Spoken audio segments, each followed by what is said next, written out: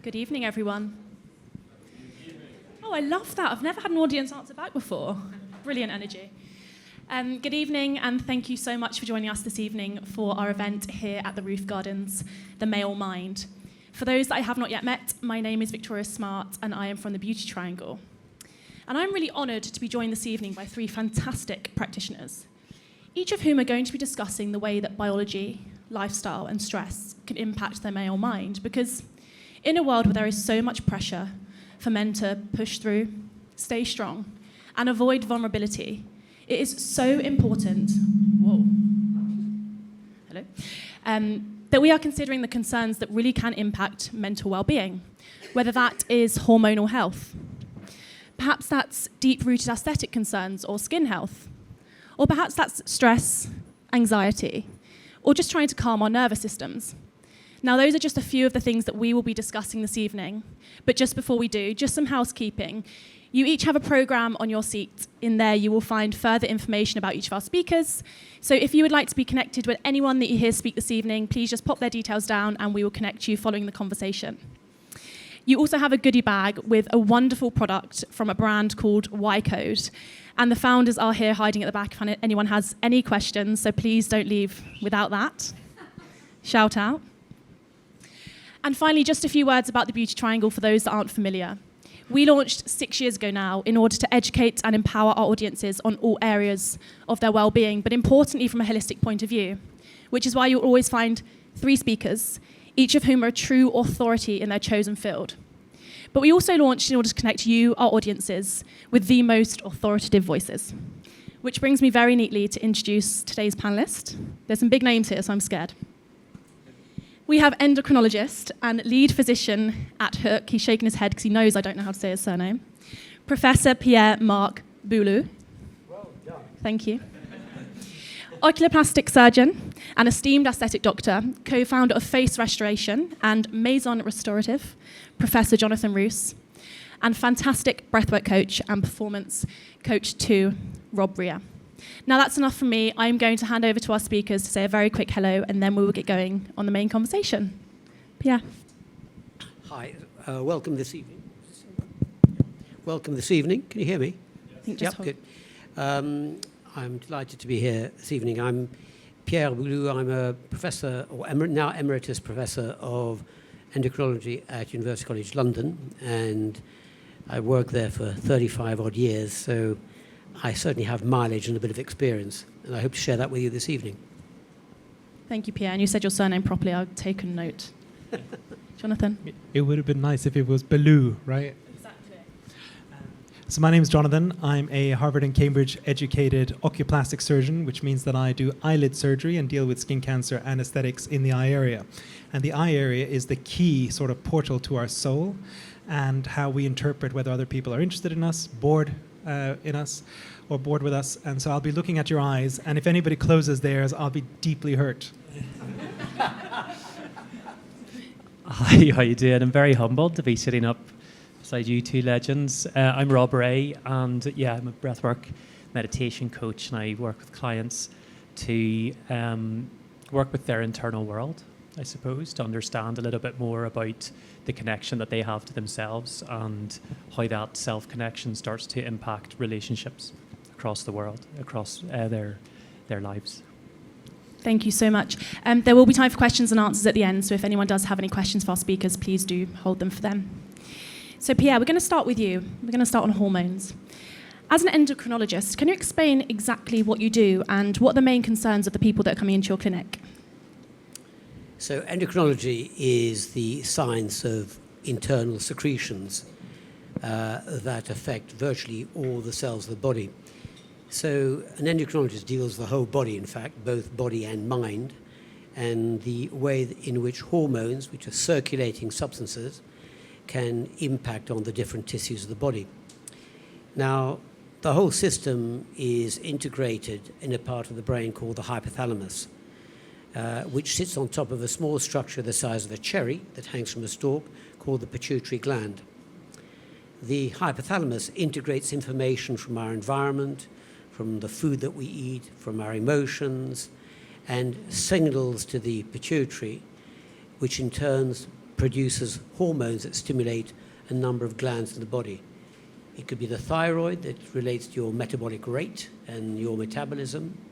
It can be your adrenal glands, which secrete a number of hormones related to stress responsiveness, modulates the immune system, and is also involved in metabolism in its general sense, particularly carbohydrate metabolism and also salt handling in the body. Secretions from the pituitary can impact on your ovaries, not your aviaries, but your ovaries. And the ovaries, of course, cycle and enable female hormone secretion, but also produce the eggs, which are important for fertility. The same group of hormones shared with women impacts on the testes to produce the male hormone testosterone, but also sperm production through the effects of FSH, follicle-stimulating hormone. Endocrinology also deals with the pancreas and the production of insulin, and therefore all to do with how we metabolize foods, how we store foods, how we utilize foods as energy sources. And then finally, there are little glands up in your neck, hidden behind your thyroid, that regulate calcium metabolism in the body through the production of something called parathormone. So as endocrinologists, we deal with quite a lot of different organs, and virtually all the tissues of the body are influenced by those hormones which are produced by these so-called target glands. And it's a bidirectional relationship, because virtually all the hormones of the body are regulated by something called feedback. So the brain is always sensing what the concentration of particular hormones is, and is, if you like, determining the set point of feedback. It's a bit like if you put a thermostat in a room that's been set to 23 degrees, if somebody comes in with an electric fire and the temperature of the room goes up to 25, that's picked up by the thermostat that switches off the boiler and the central heating. A similar system is regulated so that you don't produce too much or too little of a hormone. And I suppose simplistically, endocrinology deals with having either too much or too little hormone. It's one or the two.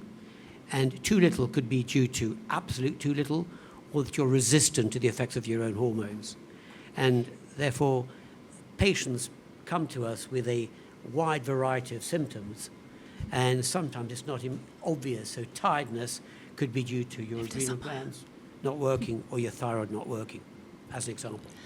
Can you explain where you begin when someone comes to your clinic? Because you've explained all of these hormones here, but it can be really difficult to tell where your hormones are at. What role does testing play in your clinic, or how can we better understand what's going on within our bodies?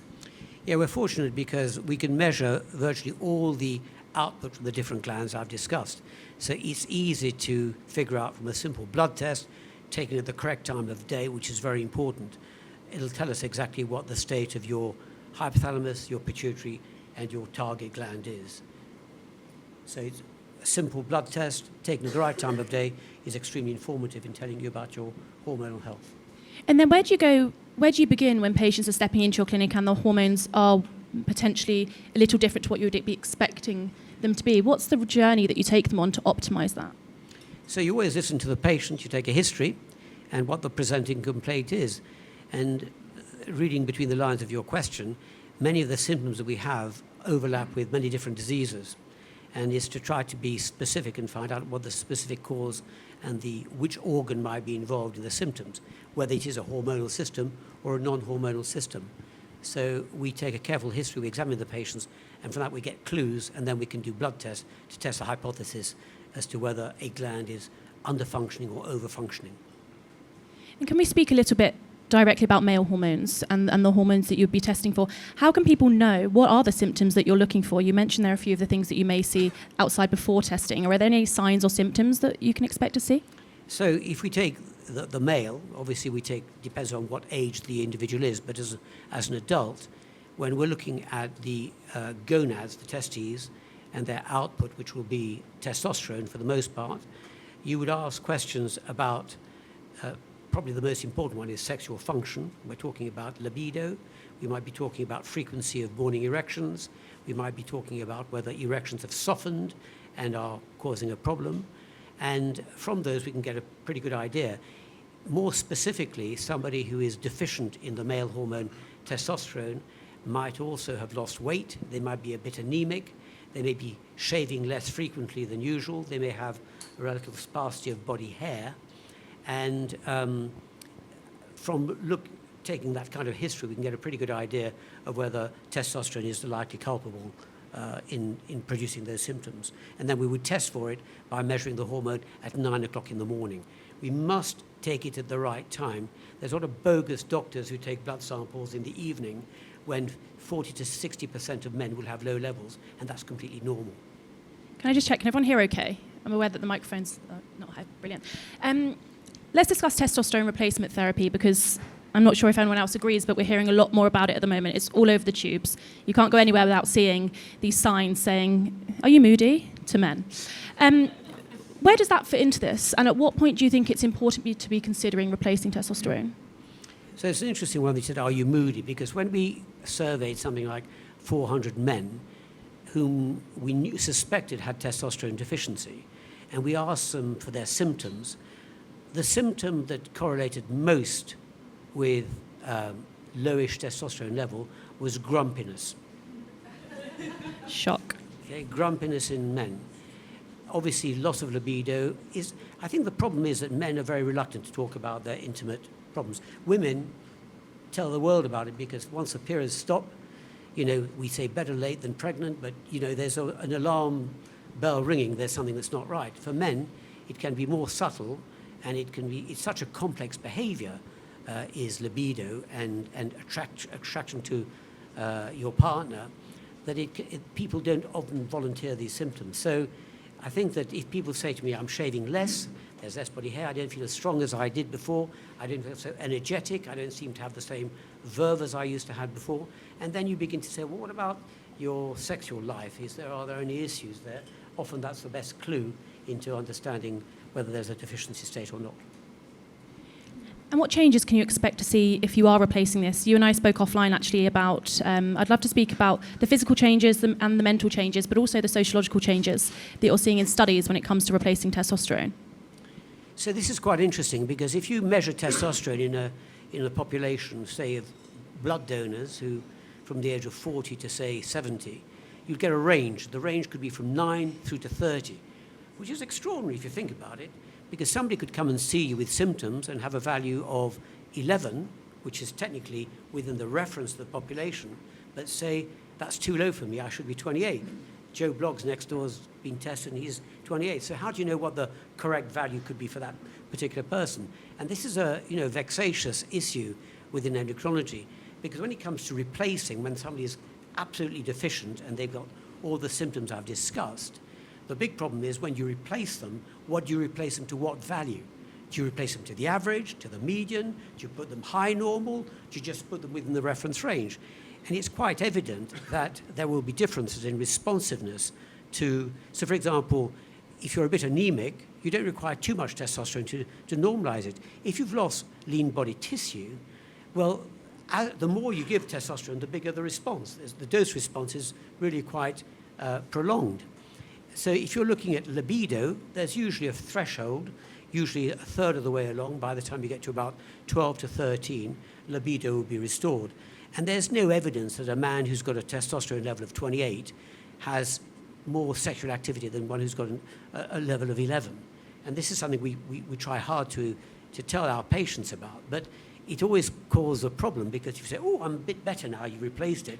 Can I have some more, please? If I'm sure I could do a bit more of that." And you kind of can be drawn into this discussion, say, "All right, we'll try a bit more, then see what happens." So there can be problems, because if you overstep the mark, you begin to get the downside. And the downside could be, for example, somebody breaks out in pimples, acne, greasy skin. They may accelerate hair loss if they're genetically predisposed to that. There could be some temperament problems, issues with how they feel, and aggressive behavior in very high levels. So we have to try to sometimes ask the patient's partner what do they like as we're replacing, to gauge an idea of whether we're there or not. But there are some safety measures that we also take. We look at their fat levels in their blood, which can be adversely affected by taking too much. The prostate can be overstimulated. We have a chemical called PSA, or prostate-specific antigen, we can measure to tell us whether we're straying too far outside where they should be. And we check their blood count to make sure their blood isn't getting too rich. And probably about 1/5 of the men I replace with testosterone have to give a pint of blood every 4 to 6 months because they overproduce red cells. And that's because, of course, I may have got their set point may be different to the one I'm aiming. And they may be more, although I'm aiming for the average perhaps, that's too much for them. They should be on a slightly lower dose. So there is individualization, bespoke treatment. Is there benefit, therefore, in testing those levels when you're younger before there is a large change in the testosterone? I know that a lot of women test their fertility and all these things a lot, and the hormones a lot younger, so that they can see what their baseline is before they do start going through perimenopause and beyond. Well, it would be ideal if one could identify what trajectory you're on, because from that wide range, you could work out where you have been before you get into disease. There is an issue in science called pharmacogenomics, where you can actually look at genetic makeup of an individual, which is now possible with whole genome sequencing, and you can identify structures within the androgen receptor. That's a protein that responds to testosterone, and from its structure you can deduce where your testosterone level should be in your blood. So some people have a particular structure. They are people who thrive very well with a lowish testosterone level, whereas other variants, structural variants of this androgen receptor may require much higher levels of testosterone. So it may be possible in future to predict where you should be. But at the moment, there is no systematic screening of people unless they're symptomatic. So there is a case, if you like, if you wanted to be really very bespoke, to identify very early on what your trajectory is. At Hook, you take a very preventative approach as opposed to reactive when it comes to disease. Is there anything else that men should be doing to, test ahead of before they're starting to age? At what age do you recommend that people start looking into their wellness actually to prevent illness before they get a bit older? Yeah, I think, so to read between the lines of your question, if we're focusing on the testosterone side of things, it's very important to know that a low testosterone level could be due to a disease of the hypothalamus, the pituitary, or the testes themselves. But we also know that this axis, if you will, A, B, C, is also influenced hugely by lifestyle changes. Lack of sleep, exercising too little and being obese and having tummy fat, or excessive exercise can also have exactly this counterintuitive and counterproductive effect in lower testosterone level.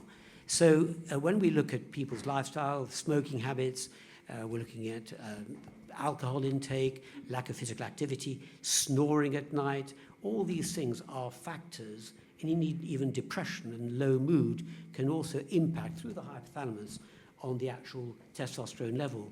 So it's important to take the full history in these people to get some idea of what might be the drivers towards a symptom that might alert you to hypergonadism or to low testosterone level.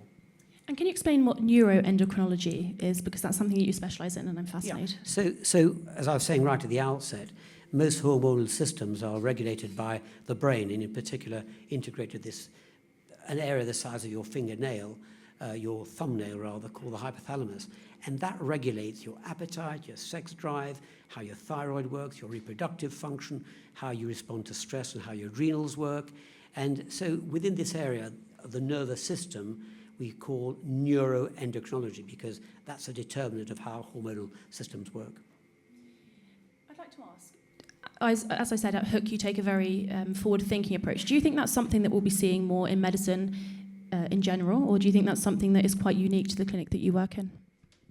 Well, it's probably the latter, but if we were to extrapolate the lessons to a general population, of course, there would be huge resource implications, because the program that we perform at Hook is a very bespoke and very granular one, which looks at many different facets, and it's not a straightforward and cheap exercise, but the amount of information that you get and the actionability of that information is huge for that given individual. How you extrapolate that to the rest of the population, I'm afraid the health service will lag behind, but there are some simple rules of thumb about asking people about lifestyle, their diet, their physical activity, whether it's optimized for that particular person, and then to look at the other antecedents of poor health, being obese, mental health, and so forth, how these impact on hormonal systems. So there are clues for generalists to ask patients to get some idea of whether there's a lack of well-being in their patients. At Hook, we start off with a clean slate. We take a history, we examine, but then we look for disease before it's become evident. And I'm afraid I don't think that, although we have a screening program of the health service, it's nowhere near as bespoke as what we can provide at Hook. You mentioned lifestyle and diet there. I'd like to ask, is there any top tips that you can give our audience today to take away from here where they could help to optimise it from home through their lifestyle and their diet? Yeah, I think that probably dietetics and nutrition is the most underestimated in terms of its value on health. And you almost require government to come out with policies to actually guide, because the cheapest foods are the ultra-processed foods, are the unhealthiest. And I think it's where parenthood comes in, and good eating habits are inculcated in people when they're young to take forward in life. I'm beginning to think now that we're generating a healthier population who are much more conscious about what's healthy and what's unhealthy. But it's education, education, education. It should be reinforced at lots of levels, through the media, through the newspapers, by in schools and so forth, which I think is the key to the future. And my next and final question, what are you most excited about? Obviously, I would encourage everyone to come and see you at Hook if they want to get tested, but what's an exciting advancement that's ahead, in your opinion? Is there anything that we should be looking for? Well, I hope to put more life in your man rather than having more men in your life. And so I wish I had one of those. So my plan is that I hope to be a partner in educating people to understand their health. And I think we're in the era now of biohacking and trying to understand more about our brain, our mental health, and how our body works. And I want to be in a partnership with a person in that, to try to educate, to understand more, and to hopefully meet the challenges of better health span in the future. And that will, I'm sure, translate into longevity, and perhaps more importantly, to be healthy for longer. And that does require work. It does require a scrutiny of self, and I think Hook can be a kind of leader here in actually inculcating those notions. I agree. You've got some phenomenal services at Hook, and it's interesting what you say there about longevity, and we won't go into it because I know you and I could talk for hours, but actually it's about looking at the life that we're living within the years, not just extending those as well, which is what you've touched on there. Thank you so much. I'm sure that all the partners in this room are going to be knocking at your door, if not the men themselves. Thank you very much. Yeah.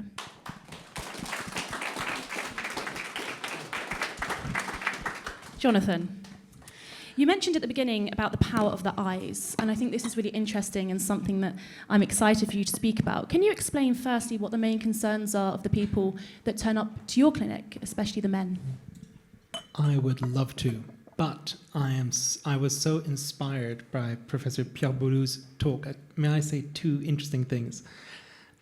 Most of the cells in your body are not actually your cells. They're bacteria in your gut.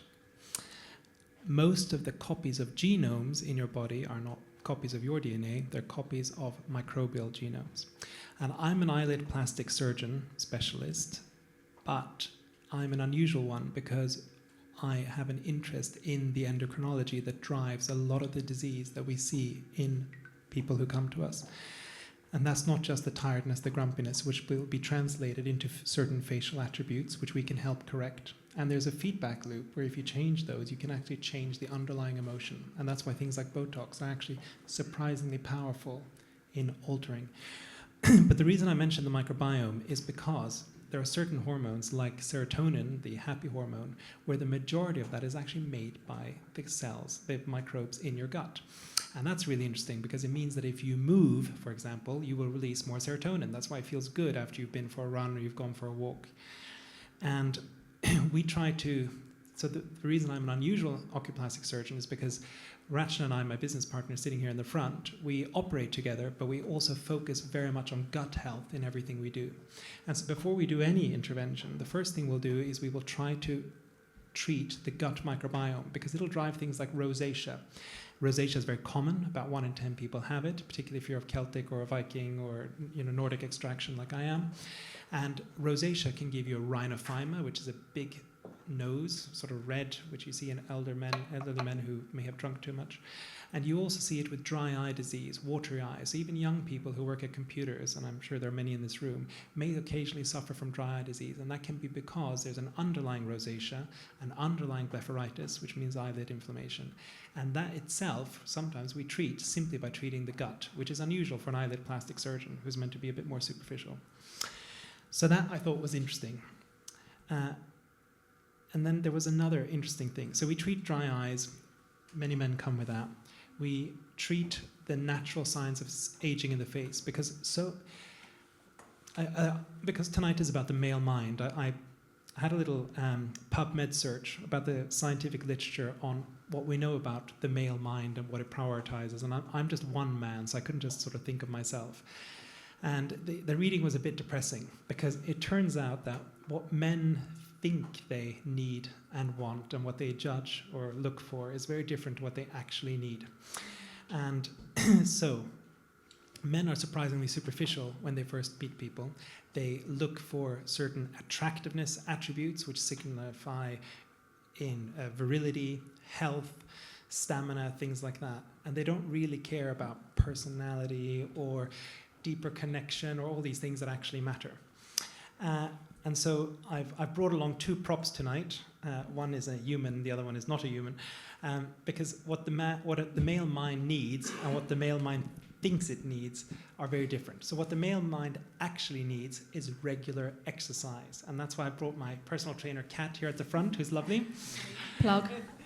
And the other thing that the male mind needs is to not have a hormone disbalance. And so, for example, behind me, I've put another prop, which is a cordyceps mushroom.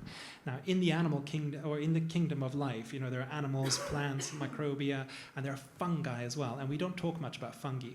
But fungi are very important. And these mushrooms can be testosterone mimics. So if you can't afford Professor Pierre-Marc Bouloux's clinic at Hook, you could buy one of these, but they're also very pricey. And Laurie over there works for W Wellness, and she's brought this one along because I can't really afford it either. I steal it from the clinic sometimes. Sorry, Rachna.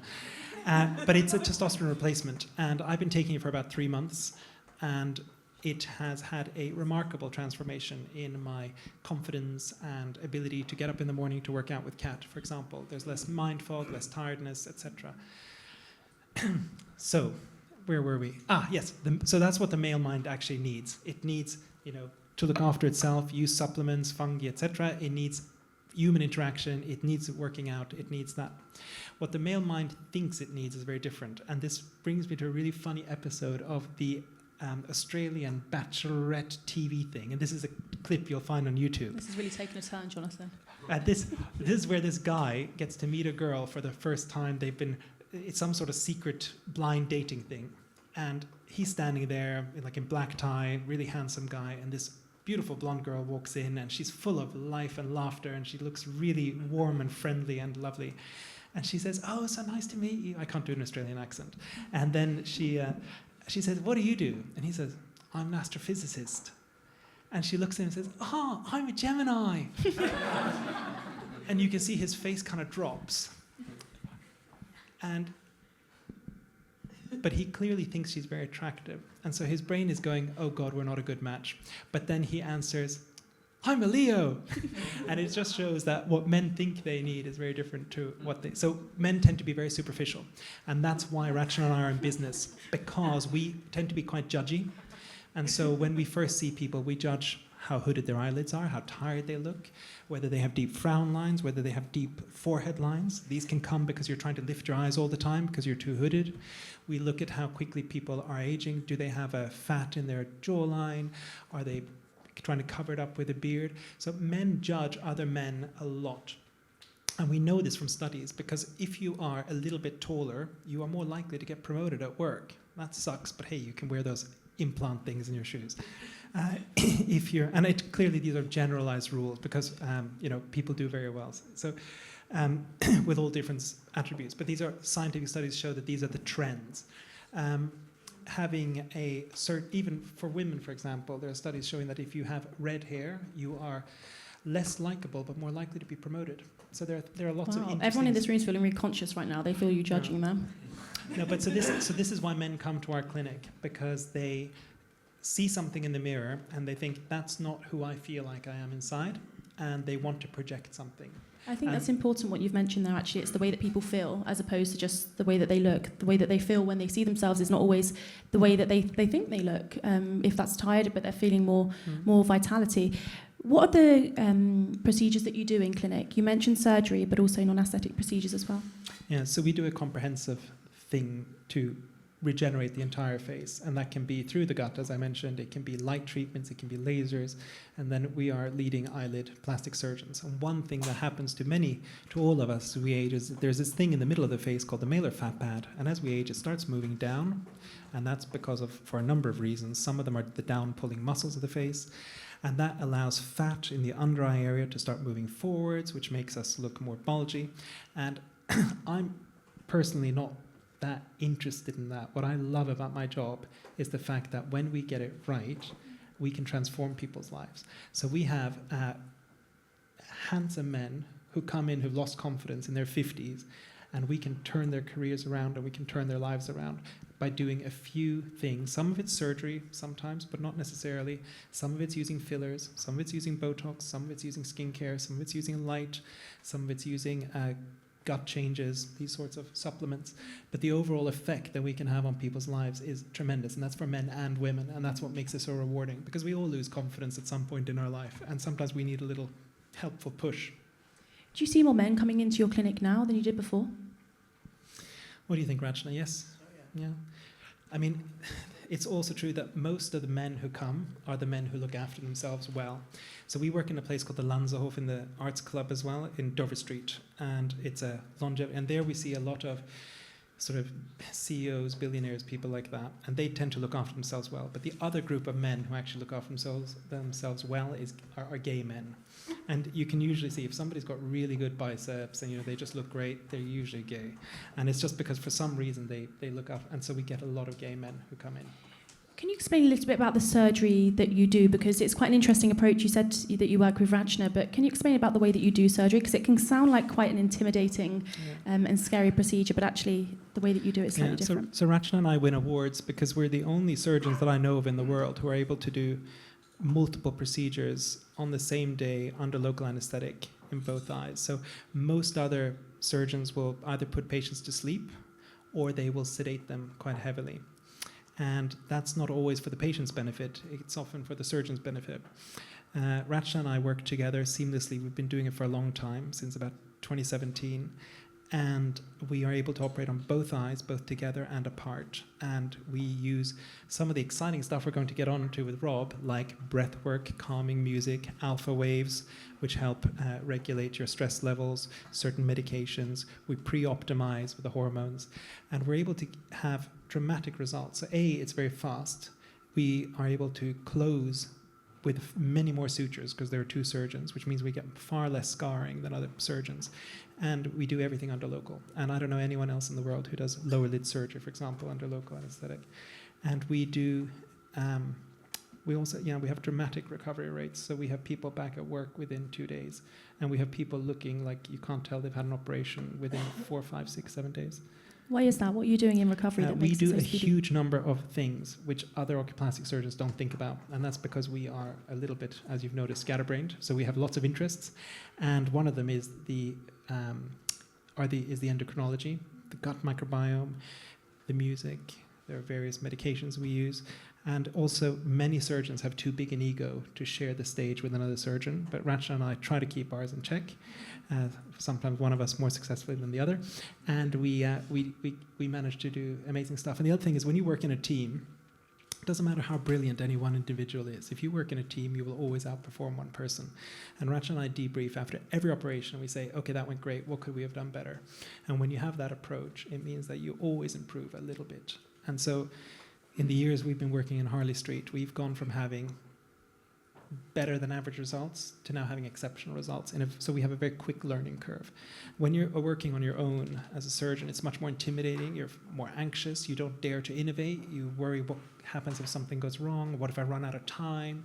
When you work in a team, you don't really have that. And so we both learn things from different conferences. We speak to different people. We have different backgrounds. And so we're able to integrate that and just, outperform people because teams win. And can you briefly explain some of the non-surgical interventions that you use? You've mentioned filler and lasers. Yeah. Can you just dive deeply into a couple of those and explain what they can do? So fillers have a really bad name. And the reason for that is that many people do them completely wrong. What people want to get rid of often are these lines here, like the nasolabial fold and the marionette line.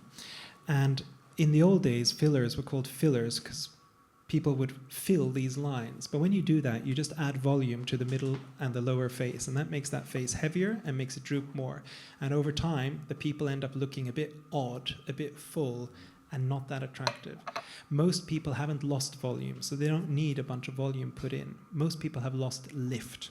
And so fillers shouldn't be called fillers, they should be called lifters. Because tonight, when you go home and you look at these lines yourself, if you take 3 fingers and you just do that, you'll see that all of those lines will reduce slightly. And that's because you're lifting up the malar fat pad, which is the main cause of those lines as it descends with age. And so when we do this with fillers and by reducing the downpull with Botox, so we have 2 things helping to move things up, we can drastically reduce things without surgery. And so if you ever go to somebody who's going to make you look prettier with a filler, ask them if they're going to use it to fill or to lift. And if they say, it's a filler, we're going to fill, then you should go somewhere else. And there's a very simple anatomical concept. It's called the line of ligaments, and it's not a real anatomical feature, but it's a concept. And if you inject between the nose and that line, you will get volume. And if you inject between the ear and that line, you get lift. And almost everyone needs lift. And even if you don't need lift, you can look better with a bit of lift. Nicely put, Jonathan. And Thanks. So when you're starting out in this field, it's very easy for people to start out because most people benefit from a bit of lift. No pressure, everyone. And Jonathan, skin health. This is something that you've mentioned a few times now, but I'd actually like to touch on it a bit deeper because actually that can really play with our mind. When there's skin health concerns, it can take a really big toll on our mental health. What do you do in your clinic to support that? So one of the important things I do is I don't claim to know everything about everything. So I will do an analysis using a very special piece of equipment of everyone's skin before we operate. But I also work in a team, and my colleague Rachna is an international skin ambassador for a number of emerging brands which have huge clinical trials behind them. And so I'm not the expert on it, but I do the evaluations, and I see incredible results from the skincare. We combine skincare with light treatments and with certain sprays. And so what I've found in my now increasingly long life is that it's usually not one thing that makes the difference. It's the right package of different things. And it's like that across the board. It's like breast cancer, for example, has a better survival rate now than when I was in medical school. But it's not because of one thing. It's because of a combination of 3 things. The same with HIV. There's not one drug that makes HIV go away, but it was a combination of 3 or 4 existing drugs which combined to make this highly active antiretroviral therapy we today use, which makes that a chronic disease rather than a fatal disease. So it's about getting the right... so to answer your question, I ask Rachna. Rachna's just here at the front, anyone wondering. And briefly, can we touch on skin cancer? Because mole mapping is something that you're doing in the clinic, especially in your Jersey clinic. Yeah. So we own a big clinic in Jersey, and Jersey is an island, and it has constant breeze. And so I'm a keen sailor, and being a sailor is the same as being on an island. The weather, you are kind of in the ocean, and the weather sweeps past you. And that means that you don't notice the sun as much. So it's very easy on a boat or on an island to be out, but because of the breeze, you don't get hot. And so you don't think, it's not too bad. And then you get a lot of sunburn. And so when I moved to Jersey 2 years ago, I looked up the skin cancer rates. And in the Channel Islands, it's twice what it is in the rest of the UK. And in the UK, the highest rate is in Cornwall. Again, because of the breeze. And so we have 5 new cases of melanoma on an island of only 100,000 people a month. So that's a lot, and that kills young people. So Rach and I, when we bought our clinic there, we decided to invest in the world's best mole mapper. It's not the world's very best, because that one's 400,000, and we only had a budget of 60. But we bought a £60,000 mole mapper, and it uses the same software. And what we found was that we can scan people with this machine, and any dermatologist can look at your moles and say, oh, this one looks bad, this one doesn't look too bad. But what a dermatologist cannot do is remember what your mole, that particular one, looked like a year ago. And one of the most important things with skin cancer is, we all learn A, B, C, D, which is asymmetry, border, color, diameter. But there's another one, which is E. And E is the evolution over time. And what the machine can do, and where we can harness things like AI, is the machine looks at every mole today, and it looks at every mole in a year, and then it compares automatically all those moles and says, these 4 have changed. And then we go, that's interesting. They don't look so bad, but they've changed. Let's keep a closer look, or we just cut them out. Actually, that would have been a great question. We should have asked you about AI in your field, because there must be lots of exciting things happening. We'll have time at the end. Time at the end. Thank you, Jonathan. It's really interesting what you say there about like seeing the baseline and testing that over time. A little bit what I was discussing with Pierre about understanding your body first and coming back to test that in later years. So thank you very much. Thank you.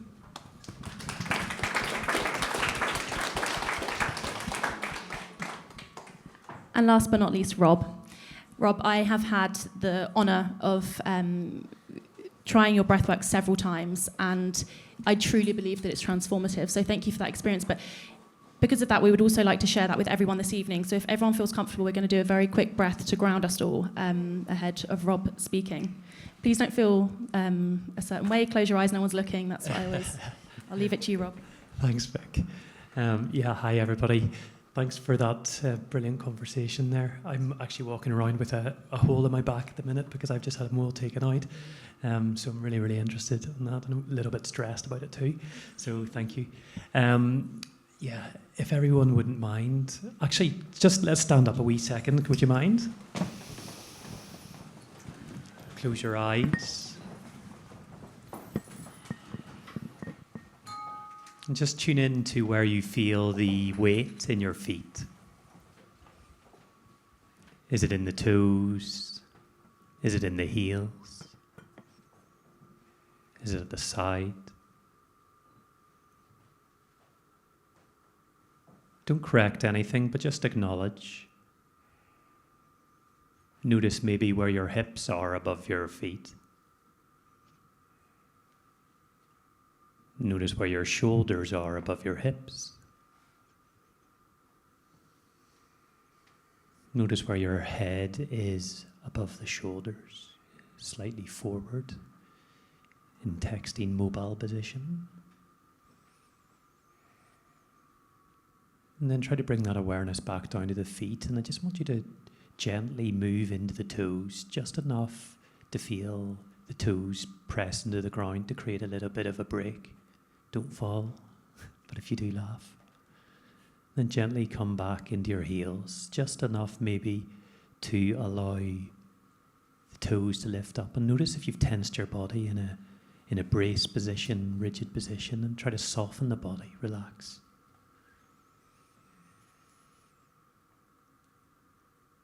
Come back into your center position. Breathe in through the nose. Passively exhale out of the mouth. Breathe actively in through the nose. Passive out of the mouth. 8 more like this, in through the nose. The passive exhale. In. Passive out. In. Passive out. In. Passive out. In. Passive out. 3 more in. Out. In. Out. 1 more in. Out. Take a deep inhale for 5, 4, 3, 2, 1. Hold your breath. Relax the shoulders down. Soften. 3, 2, 1. Release. Exhale. 4, 3, 2, 1. If you're lightheaded, open your eyes, but softly just keep yourself in this stillness. In the silence, notice what's present It's called a problem-solving breath. It's been shown to bring us into that alpha wave state that Jonathan was talking about. Notice if anything's present, a little bit of apprehension. This is a wee bit silly, I'm laughing, or I'm actually feeling anxious or nervous. It's all okay. Good, gently blink the eyes open and then sit back down. Hopefully you're feeling ready to listen to some nonsense from me. Thanks for humouring me there. Rob, thank you so much. It's interesting. What did you call that breath, sorry? Problem-solving breath. I do it with some teams whenever I'm working in the corporate space. And we do this sometimes at the beginning of meetings, just to actively inhale, passively exhale to start to balance blood-gas ratio, to allow the brainwaves to start to change from the go, go, go that a lot of people are experiencing all day in their workspace. Fascinating, thank you. I mean, we've all tried it now, but would you be able to start by beginning to explain exactly what breathwork is, because it's becoming increasingly popular, but it can get a little bit lost in translation. So what is breathwork to you? Breathwork essentially came from pranayama. If people are familiar with pranayama, which is the yogic science of breath and body, prana meaning breath or life force, and yama meaning control. So it's control of the breath, and this is where I often say to clients, sometimes it's not easy to do breath work. People are like, I'm crap at breath work. And, you know, I say it's not breath easy, it is breath work. It is literally the deliberate, controlled manipulation, let's say, of your breath in order to induce a state change, usually physiologically, which is undeniably linked into your psychology. And you mentioned they're changing a state. Is this something that we can be doing just to calm ourselves, or also to raise our vibrations as well? Yeah, no, for sure. So, you know, whenever we're talking about the breath, we're talking about often connecting into your autonomic nervous system, which there are, well, two main branches, I suppose, that I will talk about, in the sympathetic and the parasympathetic. And sympathetic branch of the nervous system has nothing to do with sympathy and everything to do with your fight or flight, and the parasympathetic is like your rest and digest. And so a lot of people often think that the breath is used simply to bring calm, to induce relaxation for meditation or for sleep. But yeah, for sure, we can use it to activate the body, to bring ourselves up from a slow morning, or to access maybe a little bit more energy in the body, because whenever we breathe a little bit faster, which some people actually even might have experienced with that breath just there, quite an active inhale can start to produce cortisol, stress hormone, neuroepinephrine, adrenaline into the system. And then this can have the effect of kind of simulating anxiety in the body. But, you know, whenever we've done these kind of heat maps for people where they feel excitement, a lot of the same heat maps show up for excitement as anxiety. And so this is quite interesting. It starts to kind of allow us to realize that the sensations that we're feeling, we often label by the time they get into our kind of cognitive thinking mind. We've labeled the sensation as something negative, whenever it can be a very similar feeling to something that's otherwise felt as positive. Everyone who says that excitement's the same as anxiety, like you're saying, like before you're presenting, and everyone's like, I'm so nervous, but actually it's just the same as excitement. Can you tell me a little bit about the people that turn up to your practice? Who are the people that you see when it comes to especially men seeking to use that practice to alter their state? Yeah, it's an interesting one. I'd say in my group situations, maybe it's a 70-30 split, female to male. And my one-to-one would probably be more predominantly male. Whenever I travel with clients or work with them one-to-one here in London, quite often it isn't, you know, the conversation never really starts with, hey Rob, I'm wanting to do breath work in order to work with my mental health. Quite often it shows up as, I can't sleep, or I'm never, you know, I don't have an appetite, or I just feel stressed all the time, or I'm always going, but that's the way life is, so I just go. And it's a kind of behavioural trait that initially we look at very much through those metrics of, okay, let's have a look at the heart rate variability, your heart rate, your resting heart rate, your respiratory rate, and start to kind of work, I suppose, what I would call like left brain side of things in the metrics, and use very obvious breathwork protocols and show them literally on their aura or their whoop the real-time sensitivity of heart rate or respiratory rate whenever we do breath work, so that they can see, first of all, the impact in real-time situations, and then over time how that trends through resting heart rate and heart rate variability.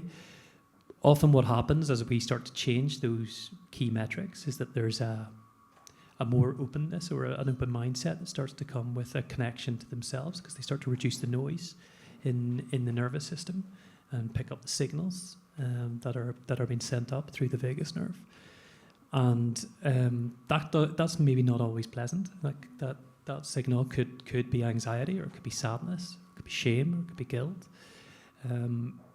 But at least they're starting to perceive it more accurately, rather than doing the whole go, the thing that they came to at the first protocol.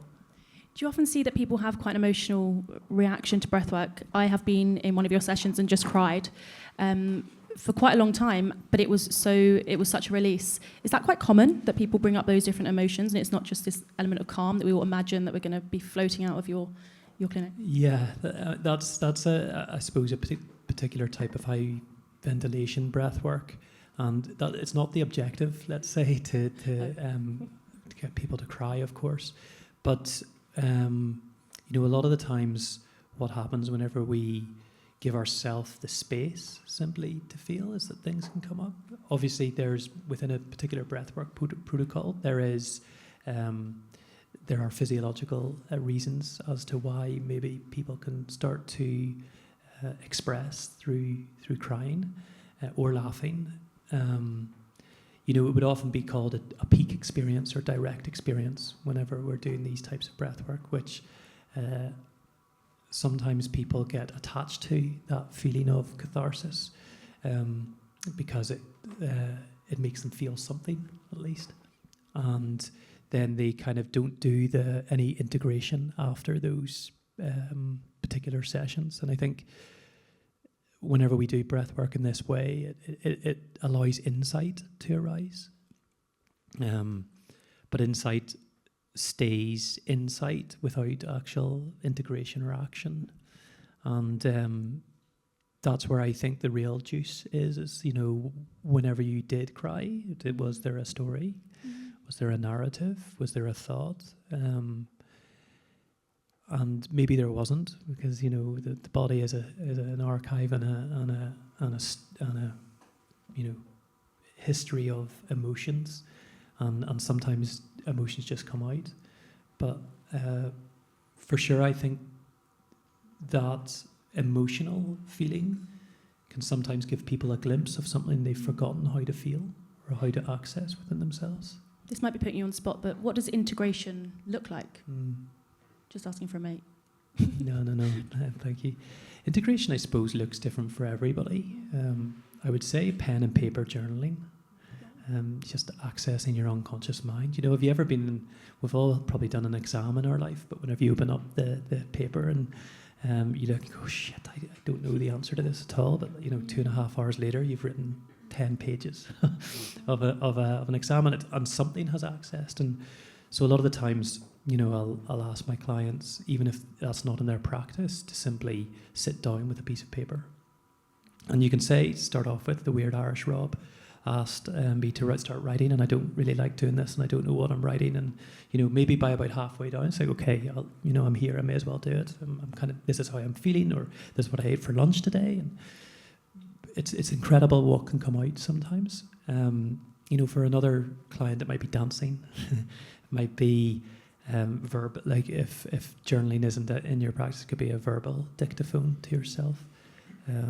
It could be simply, like, a lot of the times whenever we're doing this type of breath work, people can pop up in people's heads, and it could be writing a letter to them without the person ever knowing, or it could be genuinely reaching out. This is integration, and creates real action out of the thing that you're experiencing. They're really powerful tips, thank you.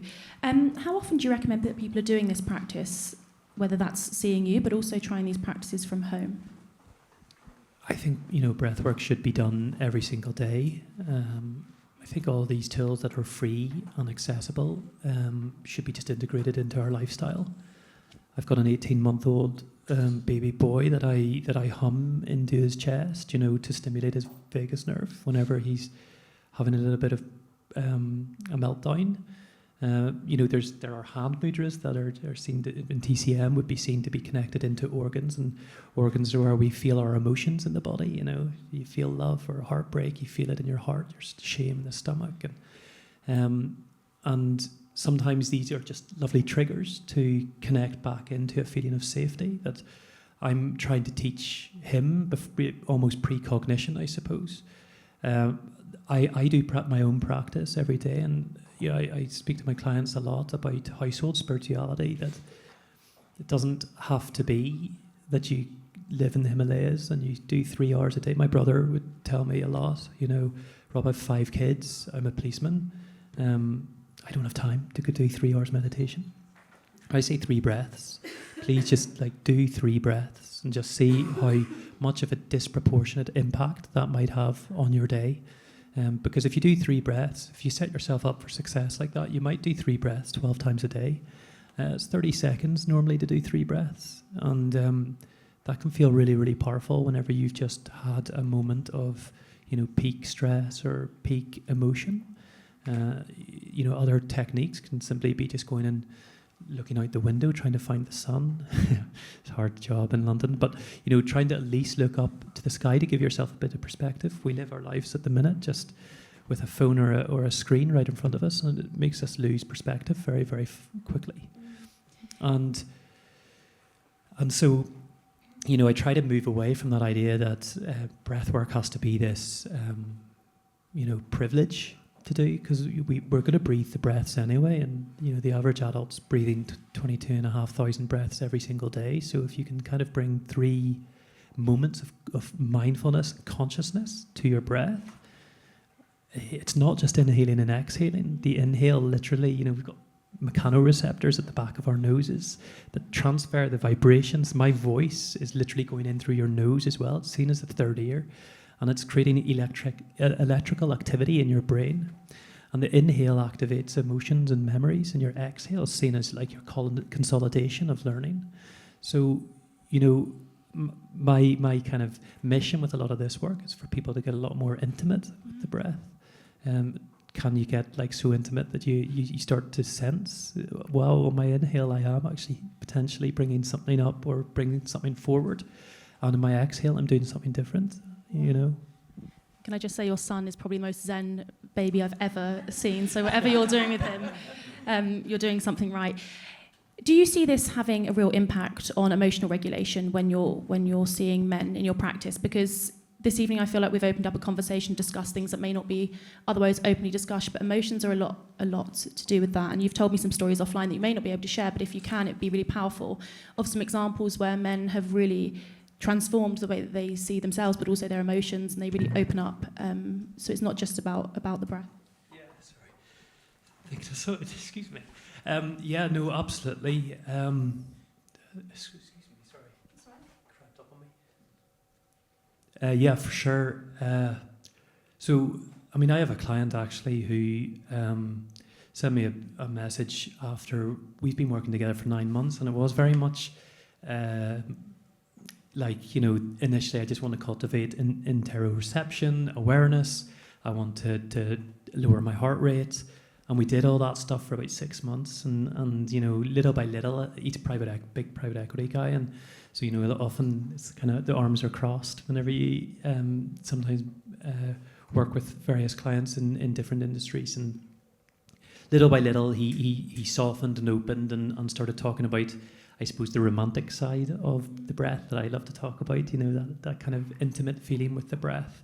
And he sent me a message after doing a transformational breath work. He was in the States, so we actually only did it online, and he cried for the first time in 10 years.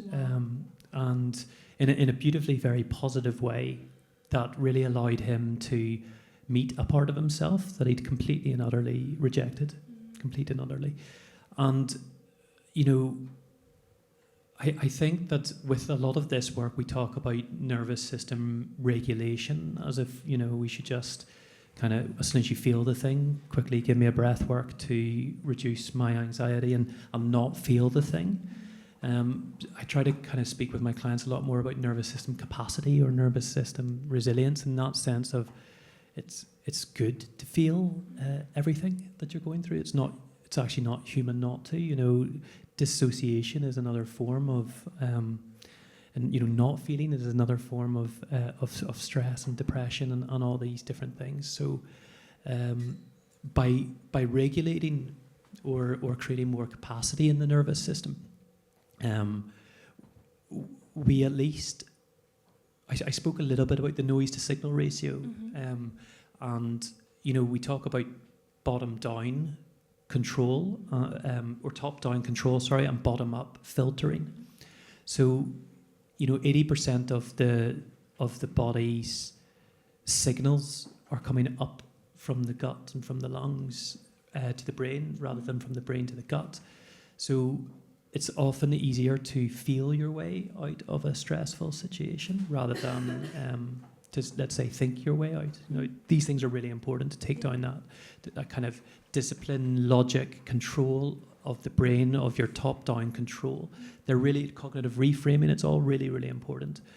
But it has to be married with deep connection to your breath and calming the noise down in your system. That's what the noise to signal ratio is talking about. So that the signals that are being sent up from the vagus nerve, you know, all of the information that we're receiving into our brain, it's been filtered hundreds of times before it even gets there. We're not receiving the raw data, even in this room. You know, everything's based on past lived experience, and then the sensory experience that we're having. It is Carl Friston's free energy principle. It's the widest credence on the brain. Maybe these guys can speak more about it. I could listen to you hear you speak about this all day. I feel like it's something we can really go into. You mentioned about accessibility as well, and I think that's really important because this isn't just something that we can be doing as adults, is it? You work with children, but also members of the community that wouldn't otherwise have access to this, like ex-offenders, and it can really be supporting on that journey too. Yeah, this is really important to me.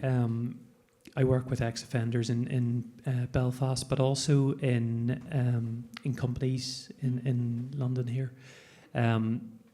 That, you know, often a lot of times offenders have offended because they haven't been able to manage the signals that are coming up in their body and their emotions.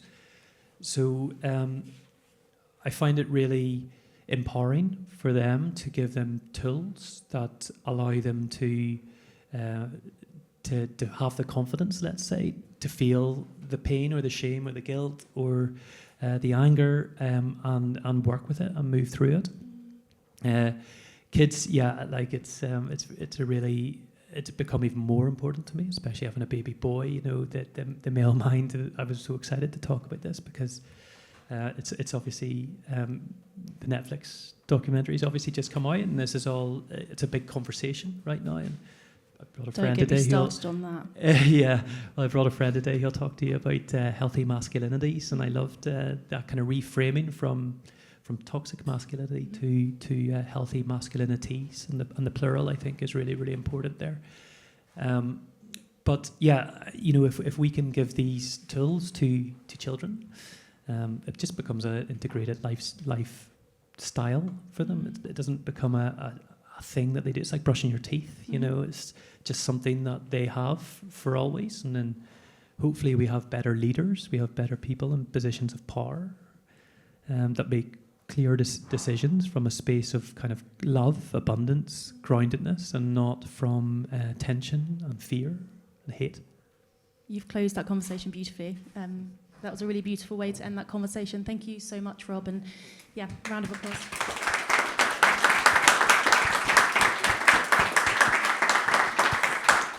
Thank you so much. Was there any questions from the audience? Wow. Oh, yes. Hi, my name is Mada, and I wanted to ask you spoke about so I'm Gen Z, and I see a lot of younger men who struggle with toxic masculinity, and I was wondering what we as women, especially younger generation women, can do to help men access the masculinity that kind of should be there instead of the toxic masculinity that's been pushed on them, if that makes sense. Yeah, I think I love, thank you for asking the question. I think it's just this, it kind of goes to my point about this idea of healthy masculinities, because a lot of the times the conversation that I've been a part of or have seen in the wider kind of discussion is what we shouldn't do as men, and rather to try to give role models to speak more about the good people, the good men that are in the both public profile, but also in people's lives as role models. I think whenever it comes to trying to guide and direct, I think it's being able to create more space, like safe spaces where discussions can be had, where we can actually, in a non-judgmental way, talk about some of the things that maybe libido, as Pierre was talking about, or their worry about appearance or status, and all these typically negative connotations that within the toxic masculinity space would be more would be more kind of highlighted. I don't know if you guys have a view. Can I just add? I think where I've seen toxic masculinity, it usually comes from some deep insecurity, and I think what you said is like you finished it so beautifully, but it's about coming from a position of love, understanding, strength. The mind boggles at the interest people show in people like the Tate brothers, locked up in Romania for all kinds of nastiness, or Donald Trump, and there's so much toxic masculinity, and it wasn't like that when I grew up, at least not that I was aware of. So something's changed or something's happened, and I think it may be the interconnectedness of the world. We used to compare ourselves to our community who cared about us, and now we've got a Instagram-wide world where we're comparing ourselves to fantasies that actually don't exist in real life and posed photos, and we know that these things are really harmful for the mind. And my guess is, I don't know, but my guess is that social media has a lot to blame for toxic masculinity. Thank you so much. Any other questions? Your thoughts on peptides? Oh yes, this was a conversation I was actually going to pull in. This is one for everyone to answer. So Rachel and I will inject peptides into certain areas, and there are studies showing that most injectables, so fillers can just be lifters, but most other injectables are there to stimulate some sort of increased turnover of collagen, because in general we lose collagen as we age. We don't lose it gradually, we lose it in sort of spurts. So you'll be going along thinking, hey, everything's great, and suddenly you'll hit something like menopause, or you'll hit some other period of your life, or even periods of stress, and you'll then have a rapid collagen decrease. The people who sell peptides say that if you inject peptides, it'll increase the turnover of the cells and the cell's production of collagen. I think personally there's a lot of hype in the aesthetic industry about various things. There's always a new product, this is the latest, best, and then there's lots of marketing, but often because these are marketed not as drugs. So when my colleague here, Professor Bouloux, when he prescribes something, there'll be huge clinical trials showing that they're efficacious. But in the cosmetic space, that's not the case. the regulations aren't the same. And so people bring things to market all the time, make huge claims, but rarely are they backed up. And what we tend to see is that, everybody gets on the bandwagon of corporate sponsorship, etc., and then a few years later, nobody's using it anymore. And so in general, the things that have stood the test of time are the ones that really work. So Botox works. It's been around since the 80s, and it's great. And it reduces your aging rate. Hyaluronic acid fillers, if used intelligently and correctly, they work. They can be great, but they have certain drawbacks as well. And there are other things. Surgery works, lasers work, and certain, like microneedling is a brilliant technology. That works. It stood the test of time. So I think marketing is a very powerful force, and targeted marketing to people. Sorry. Yeah, I understand the whole peptides for skincare, but I spend my time between America and England, and peptides, obviously GLP-1 is a peptide, but there is retatrutide, there's MOTS-C, there's copper peptides, all these things which I think you're probably coming in, but it's not being discussed in England. Well, so a peptide just means that it's more than two amino acids attached to each other. And that can be anything. It can be a signaling molecule. It can be a building block. So peptides doesn't really mean, a peptide can be a degradation product from the steak you ate. So it doesn't, a peptide, there are lots of drugs that will be peptides. So I'm not sure that it's a bit like saying, it's the same as saying proteins. Proteins do lots of things. There are all kinds of proteins. There are proteins that prevent you getting cancer, that replicate your DNA, that build things, So I think it's a vague term. Same as exosomes. We say exosomes, but exosomes can be all kinds. I don't think that's the peptide. Yeah, I was going to say. I guess I'd like to say something on the peptides that I think you're referring to. So you're talking about BPC 157 or MOTS-C and so forth. Yeah, I think absolutely, and I think because it's as you know, it's not FDA approved and it's not a regulated area, and we're still left with whatever we're giving. Does it have efficacy? What dose do you give? What are its long-term effects? Risk versus benefit, and of course that data are just simply not available in the human. People haven't done dose ranging. The most basic thing, there are some tripeptides, just 3 amino acids, which, inverted commas, have biological activity, usually in worms or in single-cell systems or in their animals, given in massive doses, which would not correspond to those that you'd give to the human. So we have the whole area of clinical pharmacology to make sure that whatever we give you says it's going to do what it does. Is it pure? Is it been properly quality controlled? Is it got any contaminants in it? Does it have a biological activity? What is the dose range?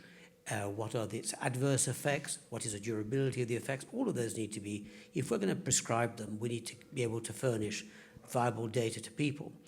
Now, you're quite right, GLP-1, insulin is a peptide, growth hormone is a peptide, but we're really talking about people who've manufactured amino acids joined up together to form small peptides, usually less than 15 amino acids. And you can show that some have biological activity. Interestingly, nobody has done simple studies like scrambling the amino acid composition rather than having it in a particular sequence. Just scramble it and see whether it's got the same biological activity. What is the placebo effect of giving these things? So we are operating in a vacuum, and therefore to be exploited by people who haven't got evidence to one way or the other. But they've shown that taking data from lower mammals or cellular systems, there's a biological activity. Sometimes we don't even know how they work. For example, BPC 157, nobody has any idea what the receptor is, what the signaling molecule is, what its dose responsiveness is. And there's even a BPC 157 given by mouth. Yeah. If you give it by mouth, of course, your digestive enzymes will break it down when you get to the system, unless you cover it with liposomes, and some may get through. But it's really totally unfettered, poor science, and they're just exploiting, it seems to me, a void where it's a kind of inward peptides as opposed to any other molecule.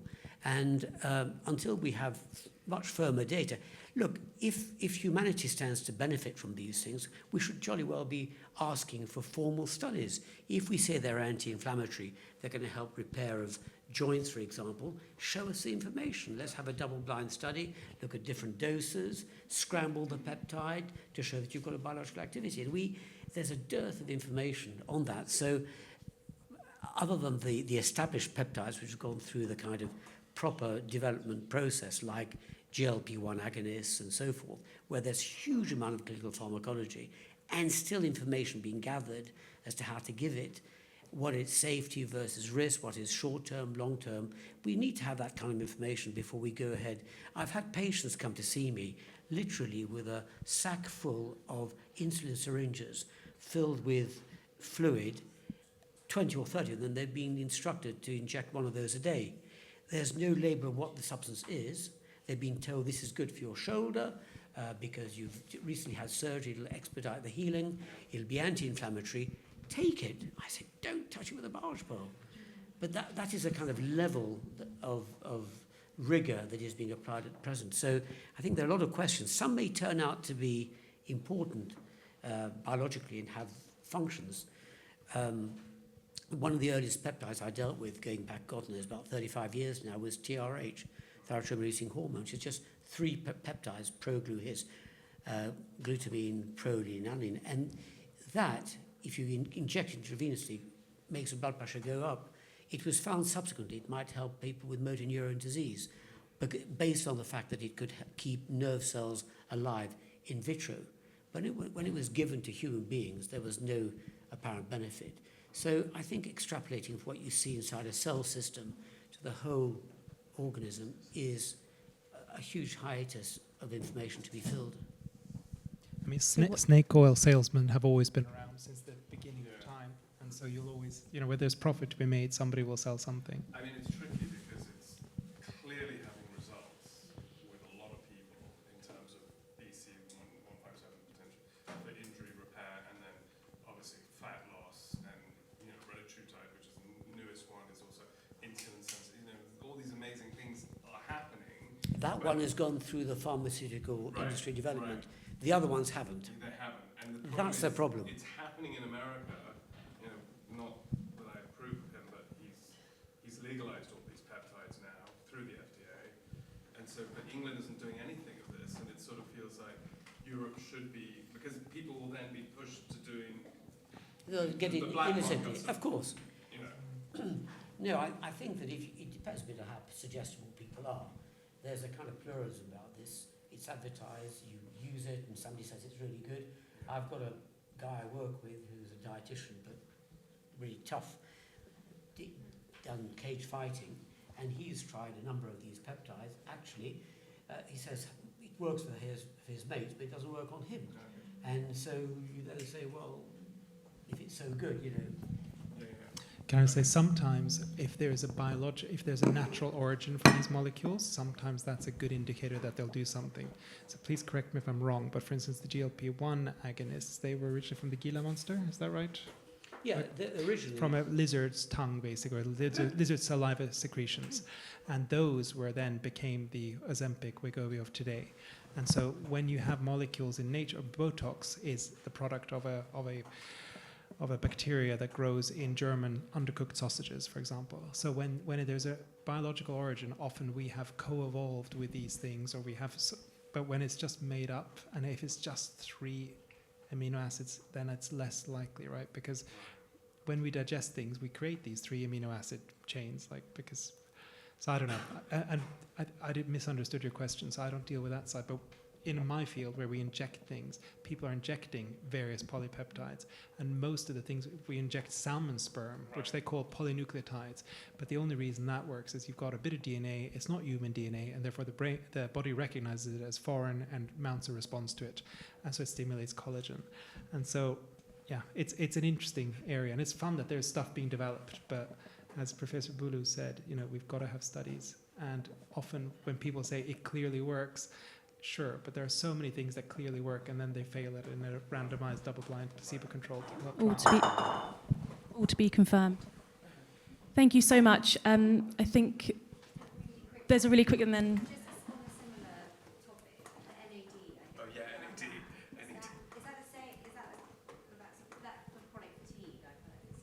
So I think you might know more about this than I do, but I'll just say the reason I don't take NAD Plus is because from my reading, it can help cells that should not be surviving to survive longer because you're providing an energy source. And I personally like the idea of autophagy and fasting and putting cells under strain so that the ones that are not healthy don't survive, because theoretically at least the NAD Plus could help the cancer cells survive longer so that they can have more fun in my body, which I don't want. I think that's broadly speaking. So there's quite a vogue for NAD infusions or intranasal NAD and NMN, nicotinamide mononucleotide, and the riboside, which are orally available. But the vast majority of it comes straight out in the urine, and only a small amount gets taken up. And then the hypothesis is that all cells take it up, but there are transporters to get them into cells, and the body knows how much it needs. I make the analogy to people that if they're in a nice fast car, if they overfill the petrol tank, does it go any faster? The answer is no, it goes actually slower because it's heavier. And there's a maximum rate at which of efficiency which nature has devised. Now, a lot of the NAD work is based on the fact that as you age, the amount that you can actually pick up in cells is less. But that's to do with aging cells and mitochondrial health, which may, and the question then is, can you rescue it by simply taking NAD? And again, I don't think the data are very clear at all. People claim that it improves the immune system in elderly people. It's one of the cofactors for something called sirtuins, which help DNA repair. And as you say, it might then lead to cells which should normally die off by keeping them alive. So I think there's a lot of questions to be answered. And at the moment, it's a kind of fringe of medicine. It's not in the British National Formulary, and there's no evidence. It's not a drug that's used. It's a supplement for which people are making claims. Does it do any harm? Probably not, because I'm reassured by the fact that most of what's injected actually it's a small molecule, comes straight out in the urine, and actually only a small amount is taken up. So we have a lot of content on that plug. Can I just say, I can share it with you if you'd like to. It just explains the science. But even Ozempic, for example, the reason I haven't taken, I would love to lose some kilos, but I pay CAT instead. But the reason I don't take Ozempic, for example, is because some of the animal studies show that there was an increased risk of, so not in human studies, but increased risk of pancreatic cancer, but in humans, increased risk of pancreatitis. And pancreatitis can be fatal. And, I'm pretty happy with my life. Do I care enough? I know the risks are small, but I'm quite conservative. And so there are lots of these. And just to pick up on Professor Bouloux's point, the places that can evaluate these molecules are university teaching hospitals, which run big trials, but they're busy with important medical breakthroughs for motor neuron disease and Alzheimer's and various kinds of cancer. So they don't have time for the people who want to, maximize their lives and, optimize. Like the list of priority for NAD plus trials is really far down, and to run a trial is really expensive, in the hundreds of millions potentially, and therefore and the time, and because this is not a patentable molecule, no company is going to invest the time and effort into running those trials, only to have a competitor say, hey, look, we've made it as well, and buy ours. And so we will never have the answers to these questions, I think, because we're too busy doing more important stuff. And when I say we, it's not me, it's like the scientific community. To be confirmed. I'm going to have to call it there because everyone is going to want to go upstairs for a Guinness. But thank you so much. Thank you to everyone that's joined us this evening and to our